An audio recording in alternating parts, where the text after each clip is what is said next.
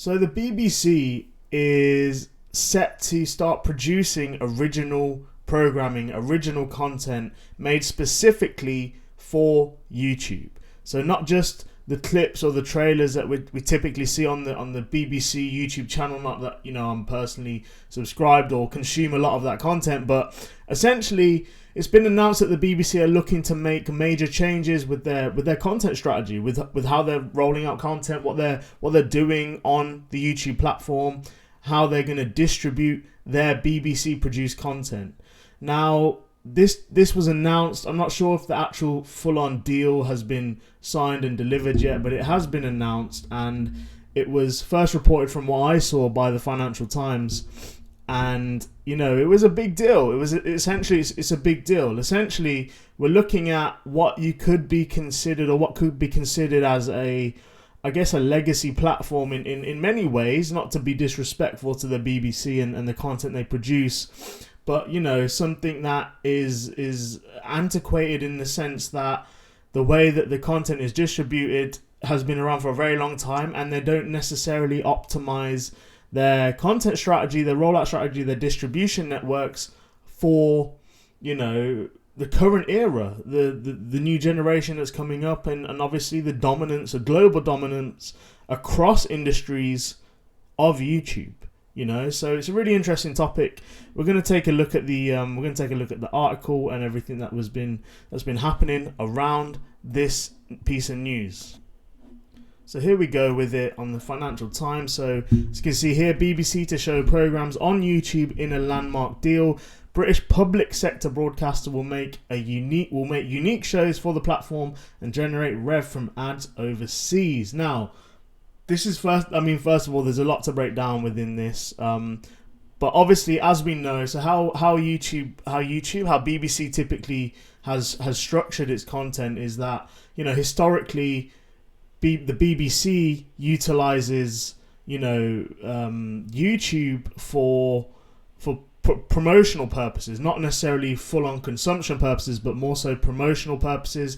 It posts its clips. It posts, we'll take a look at their YouTube channel here, and we go to BBC on YouTube, not BBC News, but main BBC. And as you'll see on their channel, they've got a live of some wildlife cameras here, which is cool, whatever. But typically speaking, okay, you see some clips, you're seeing full pictures here from Dragon's Den, so like 10-minute clips. But typically most of their video uploads are short clips, interview snippets, their scenes or select scenes or cuts from their series or shows that they have. So, typically speaking, it's very much could be considered like a promotional tool for their actual, programming on the BBC, on the BBC Main, on television, on BBC iPlayer, however else you consume their product. And then also on shorts as well, they're obviously, again, utilizing that format, that content format on the channel to promo. Essentially, it's a funnel. It's a funnel which I think is a wider conversation in the sense that, typically speaking, using social media is the traditional way to now funnel digitally audiences down to your original long form content. But obviously their content has never really been on this platform. They're not airing. Which one's BBC? Is it EastEnders or Coronation Street? I can't remember. I feel like it might be EastEnders. They're not airing EastEnders on YouTube. Do you know what I'm trying to say? And obviously that's a completely different conversation, completely different audience. But what I'm saying is that this is essentially, initially it's a funnel. That's how it acts for them. But that's about to change, and that is about to change with everything that has been announced within this article. So, that's historically what they're using YouTube for. But now the idea is that they're starting to create bespoke shows targeted at, the platform's audience, the people that are on the platform, people that are using the platform. So we can dig into this a little bit. So the BBC is set to announce a major content deal with YouTube, set to make programs for the platform for the first time, marking a landmark shift in the broadcaster's relationship with US tech platforms stealing its audiences. I mean, that's already quite a strong thing, and we're going to get into that audience and the whole, I guess the diplomatic or the political story behind this news as well. The BBC will begin to make bespoke shows for YouTube. So that's already an incredible announcement, right? Which will subsequently be featured on British broadcasters' iPlayer and Sounds platforms, according to several people close to the talks. The deal could be announced as early as next week. So let's talk about the audience a little bit. So, typically speaking, I think it's fair to say that audiences have obviously developed over time. There are now younger and younger audiences coming through, and the BBC have essentially fallen behind. And I don't think it's disrespectful to say that. I don't think that it's a surprise to many people either. But, looking at different viewing figures and different stories, and I think intrinsically most people would be able to sort of recognize that the BBC has sort of fallen behind when it comes to viewership. And again, this article does mention that briefly as well, which I'm going to show you now. So essentially, in December, the number of people watching YouTube in the UK overtook the BBC's combined channels for the first time. According to the rating agency Barb, close to 52 million people watched YouTube on TV, smartphones and laptops in December, compared with almost 51 million who watched the BBC, based on viewers who watched for more than 3 minutes. So this is insane as well, because obviously now YouTube in the UK, that the general stat is clear and it's obvious, and it's understood what they're saying, that more people have watched YouTube than they have the BBC. I would say that those figures are probably even more different. I would say that the gap, the 1 million gap that they've sort of listed there, is probably even more different if you were to change that watching for more than 3 minutes. Obviously, content formats vary. Typically speaking, BBC programs will probably last longer than most, YouTube-focused content, YouTube-produced, YouTube mainly focused, produced content that sits on that platform. But I would say it's probably even higher. Now, it says here young viewers are also now typically use the YouTube app on the internet connected to TVs. I do that. I watch a lot of YouTube on my TV, on my smart TV. It's essentially, I don't pay for, I don't watch live TV. I don't pay for a license. I don't need to pay for that license because I don't watch live TV. I don't watch BBC, ITV. I don't watch any, most of my consumption is on YouTube now. And if not YouTube, then it's Netflix. So, we don't, that's where it is. That's where it's headed. And I'm not the only one that could say that, right? Like, live TV is just not really there anymore in that sense. So it's making the service a more direct competitor with traditional linear broadcasters. So YouTube has become very popular, and especially with the young audiences. That's essentially what we're saying here, right? That it's become very popular, especially with young audiences, and so much so that in the UK now, viewership, the YouTube's UK reach or viewership has literally overtaken the BBC's now in the UK for combined channels across this, this ratings data that they've reported on. And because of this, there's a huge amount of pressure on traditional broadcasters like the BBC, and I don't think other broadcasters are immune to this. I think obviously we're talking about BBC because they've announced this deal and they've announced that this is happening. But there's a huge amount of pressure on broadcasters nowadays to sort of react to this, to really meet their audiences where they actually are on these platforms, on YouTube, on these digital platforms. And that pressure isn't just because of audiences, but actually specifically in the UK, and specifically when it comes to the BBC, a lot of the pressure has actually come from, politics, from Ofcom, and basically there was reports of there being sort of political pressure on the BBC to boost its digital presence, to reach this younger audience, because younger viewers are increasingly not watching linear TV. And like I just said, I don't watch it. I not that I'm that young anymore, but YouTube is my main primary source of entertainment, of television. That is where I watch content. That is where I consume, look for, search, react to content. It's on YouTube. It's all happening on YouTube. So I don't think it's necessarily just a conversation of distribution here. I think it's very much a strategic pivot, a strategic decision from the BBC and how it thinks about basically, catering to these audiences, but also fulfilling its mission. Because let's not forget, the BBC is a public service mission. It's a public service company. Obviously, I think this is also where we should sort of clarify the difference here, because a lot of people might be confused and say that, well, the BBC has been producing stuff on YouTube for time. Like, that's different. So for those that don't know, you might already know this. I don't mean to teach you what you already know, but essentially the BBC is different from the BBC Studios, and BBC Studios is essentially the private company, or the sort of the corporate entity of the BBC. So if you go onto YouTube and you search for BBC Studios, you'll see they have their own channel. It's separate to the BBC, and this is literally a for-profit, a for-profit company that actually produces content, monetizes content.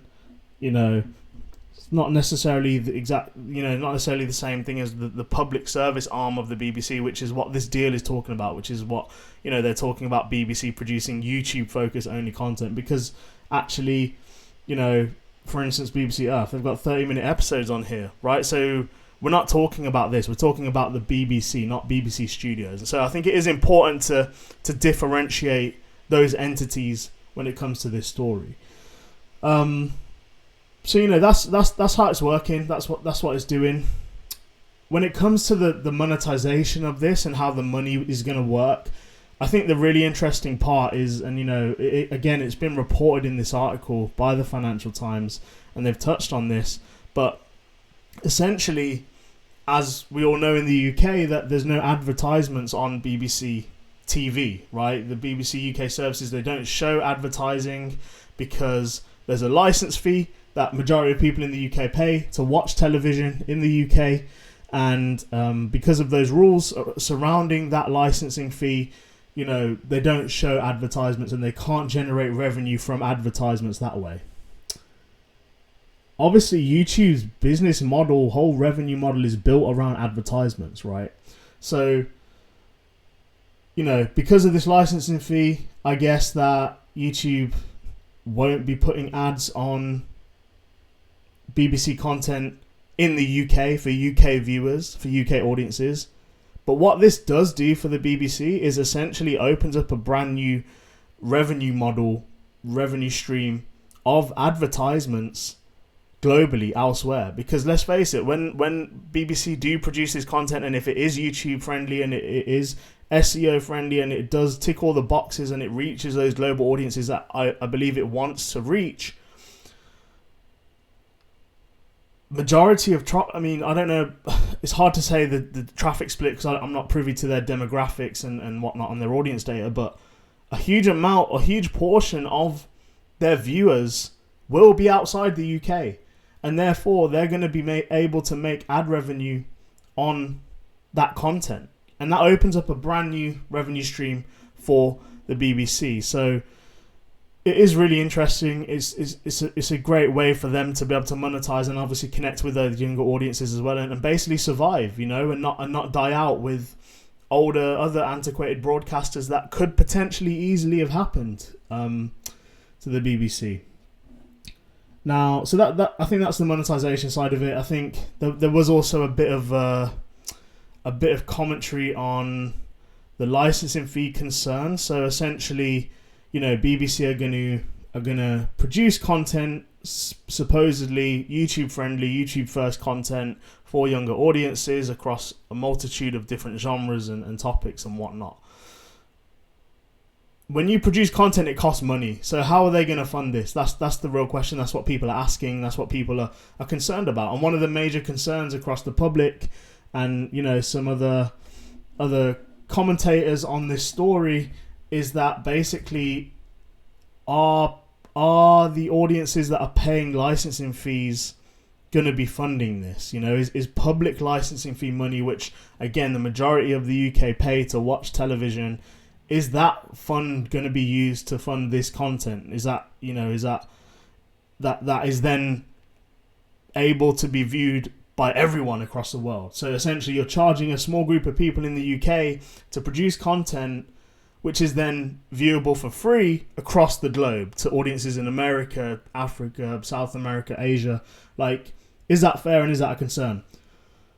Personally speaking, I don't think it matters. I think, if the licensing fee rule isn't going to go anywhere, and so, it is what it is in the UK, you have to pay it.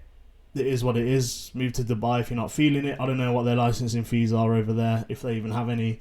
I mean, they don't even have tax in some cases, so yeah, whatever, that's another conversation, right? But what I'm saying is that I don't think that it's cause for argument or debate, to be honest. I don't think that that's a suffice or strong enough reason for BBC not to do this and to have to seek alternative funding methods. And I'm assuming that there's a bunch of stuff that we're not privy to in these conversations, right? And so I don't really I can't really comment too much on it, but what I would say is that I personally, even though I don't really watch live TV anymore, I have previously done and I have previously paid for TV licenses, I don't think I would really care that much if, my TV fee license is contributing to a fund which is producing content that is then going on YouTube and viewed by the world, because it's not my business, I have to pay what I have to pay, and that is what it is. So I'm not sure that it really is an issue from a consumer perspective. I think the commentary was, the critics were basically suggesting that it's more of it blurs the lines between public service and commercial territory. Would I call the BBC a public service? I don't think so, to be honest. Again, personal opinion. Yeah. Another topic, man. I could do a whole another video on that. I could interview someone. I could do whatever on that. The other concern that this is bringing to the industry is basically the idea of big tech influencing, BBC content, influencing the UK, influencing, well, more so the fact that Google, YouTube, the US tech platform already have a huge amount of dominance, and this is only going to be, heightened as it begins to work with the BBC and have this content on their platform, and essentially this content sort of subject to their rules, their regulations, their approvals, their dismissals, their promotions, their lack of promotions. So it's quite interesting. The article did comment a little bit on that as well. We can search it up here, but essentially they were concerned about the US tech platform here. So basically it says that let's talk just about the relationship deeper in the past. So this deal represents an effort by the BBC to attract and retain younger audiences, which we've already spoken about. It also underscores difficulties of many traditional broadcasters in competing with the deep pockets of US streamers, such as Netflix, Disney, as well as YouTube. Yeah, true. I'm not sure if it's so much about competing with them, but more so a strategy for YouTube. For BBC to really hone in on their audience and make sure that they don't die out, essentially. This is interesting as well, right? So I didn't actually think about this, but the deal comes as BBC is fighting a $10 billion defamation lawsuit from President Donald Trump over allegedly misleadingly editing his speech from January 6th, the day rioters stormed the US Capitol building. Now, I saw the edits, again, another topic of conversation, but that's really interesting as well. This is coming. I don't necessarily think it's going to affect the relationship or the deal that happens here. Donald Trump and whatever all that is he has multiple lawsuits all the time, I'm assuming, allegedly, supposedly. So I don't know if this would really affect the deal that much, but it is interesting to note that these relationships are really dependent on politics as well, and not only from the US side as we've seen here, but also, as I said, the pressure from Ofcom and the UK government on the BBC to make sure that it is reaching these newer audiences. So again, that's another thing to sort of bear in mind when it comes to this deal. But essentially, I think in general it really indicates the continued movement, this continued shift into this new era, this YouTube era. We saw it even with Sky Sports and not Sky Sports, sorry, but the Bundesliga and the German football being live streamed in the UK or on particular YouTube channels, on the Overlap with Gary Neville, on the United Stand, or not United Stand, but that's football with Mark Goldbridge. And the fact that these broadcast companies are now really not only seeing the opportunity in YouTube, but also probably relying on it to be able to reach audiences now. And that is where it shifted. And I believe it's going to continue that way. You know, essentially, I don't think it's just an additional distribution arm anymore. I really believe that it's where broadcasting is going to happen. It will be the home of live broadcasting, live television content. I really truly believe that is where it's headed, you know, and it's certainly evolving into a sort of convergence of worlds, a convergence of you know, your traditional broadcasting and digital platforms are now sort of able to live in one space. And I think it could definitely influence how other broadcasters are going to move in the future. And I think it's fair to say that a lot of other UK-based broadcasters like your Channel 4s, your ITVs, they have already shifted toward, if not that platform, at least those audiences in the content that they create and produce. I think it's going to happen tenfold out after the BBC does this. But yeah, let me know your thoughts. I thought it was a really interesting story to cover. I think it's definitely the future of YouTube and the future of the BBC. And again, like I said, other broadcasting, you know, entities as well. Let me know your thoughts in the comments. Let me know what you think. Please drop a like, comment, and subscribe to the channel. Peace.